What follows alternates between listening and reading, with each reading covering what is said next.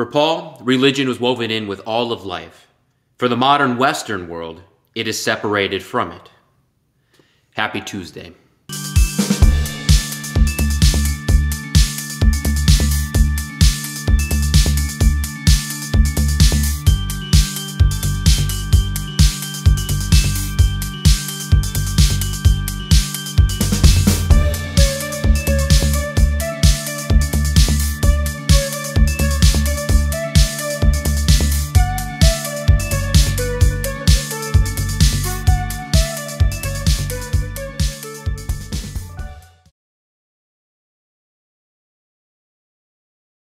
Good afternoon to you and happy Tuesday. Pastor Stecker here with Grace Lutheran Church here in Nashua, New Hampshire. I hope you and your family are doing well on this beautiful day. So today we're going to begin to study the life, the origins, the mind, and the understanding of arguably one of the most influential people in human history, Paul the Apostle, or Saul of Tarsus as he was previously known. Now most of us know the story of the Apostle who wrote 13 to 14 of our New Testament epistles, making up around half of the New Testament.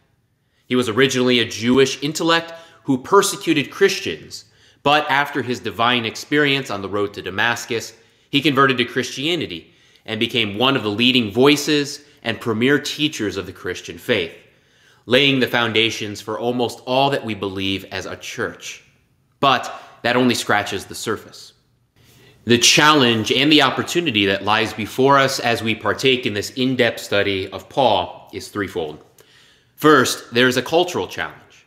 We are going to attempt, with the help of some great historians and authors, to understand what was going through the mind in shaping the life and perspective of a first-century Jew such as Paul. Now, second, what we will there find may at first challenge some of our normal presuppositions, or the way we understand things. This should be expected as we are going to jump back 2,000 years to a completely different time and place. Now, while this may challenge us at first, I encourage you to think deeply on these things as they should end up solidifying, strengthening, and clarifying some of the words and the ideas that are professed by Paul and the Christian church and us today. As N.T. Wright puts it, history is always a matter of trying to think into the minds of people who think differently from ourselves. And ancient history in particular introduces us to some ways of thinking that are very different from those of the 16th or the 20th and 21st century.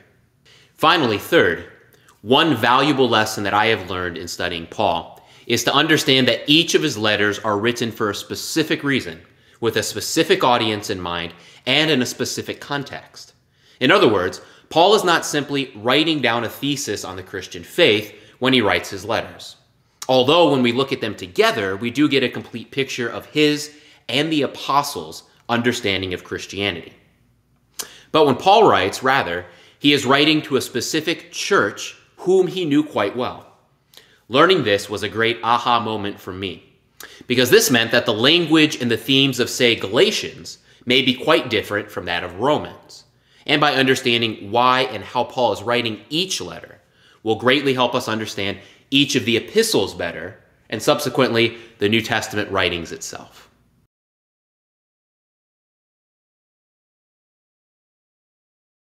So, where do we begin? Well, we can only understand Paul, a first-century Jew, if we start by understanding what a first-century Jew believed.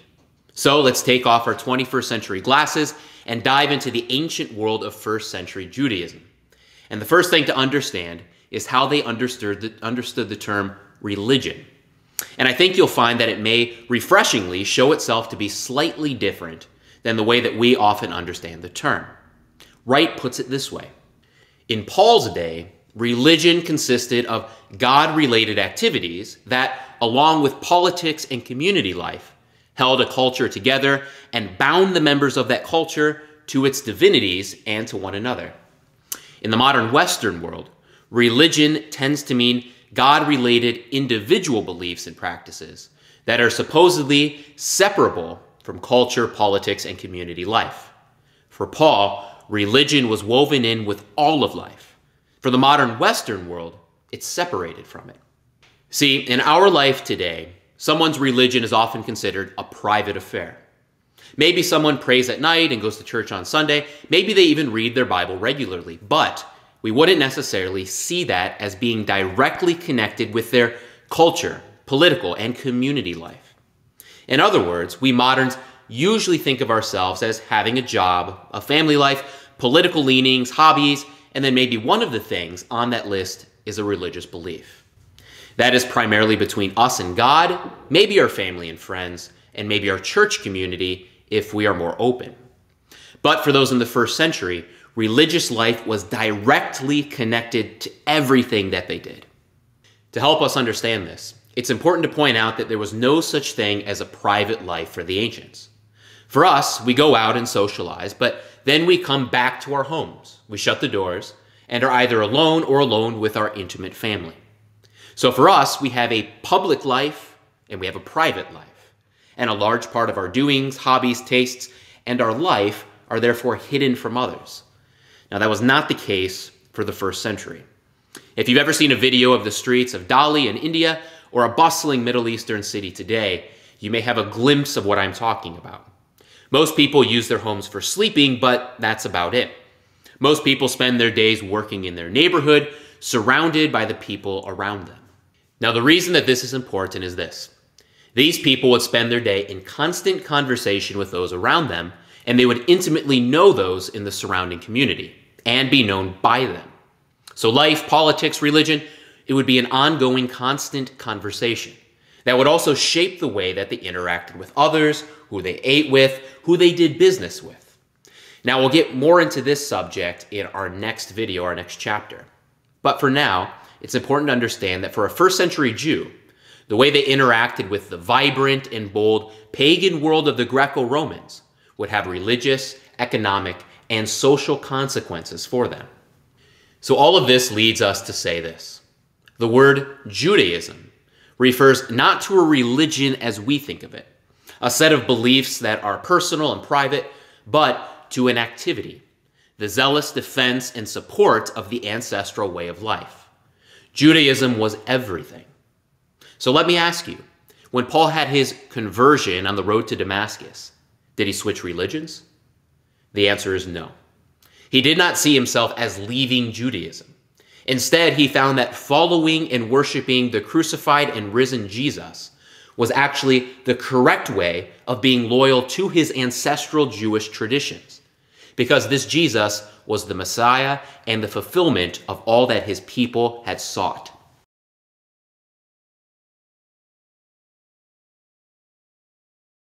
But I'm getting ahead of myself here. Let's take a step back again and look at what Paul's life would have been like before Damascus. Tarsus, where Paul grew up, was an epicenter of travel and a center of philosophy. While Paul would have most likely lived in an area surrounded by other Jews, he was a tent maker or a leather maker, meaning he created many things with leather, including tents. This means that he would have done business with many of the Greeks and Romans and would have sold much of his work to those passing through the city, especially soldiers and other wealthy travelers.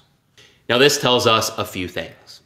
First, we know that Paul grew up in a strict Jewish household, one that observed the Old Testament laws and regulations, especially prohibiting the worship of foreign gods.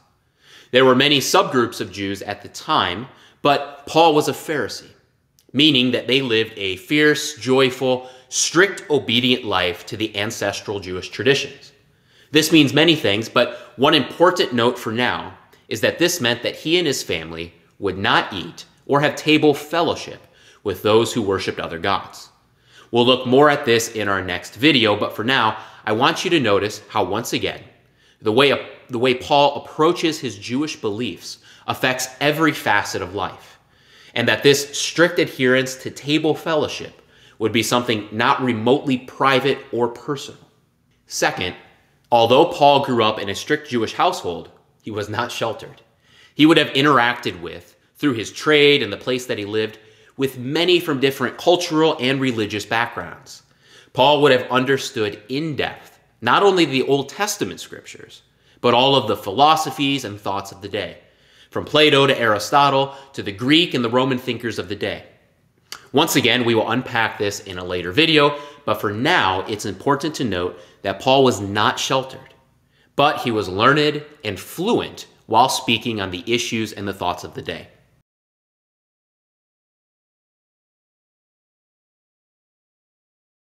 Now, perhaps the most important part of this first video is to understand how a first-century Jew understood the coming of the Messiah.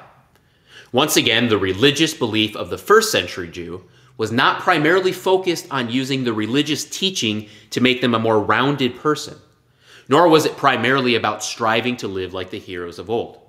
No. Of primary importance to the first-century Jew, such as Paul, was to understand the coming of the Messiah, the one foretold of old who would come to rescue his people. They anxiously looked forward to this and believed that by adhering to the law and by not abandoning their ancestral ways, they would help prepare the way for the coming Messiah. Here, we can get a refreshing and enlightening view of how Paul would have understood the Old Testament scriptures. He would have understood them as a story, one long story that he was a part of, and which awaited good news of the awaited Messiah.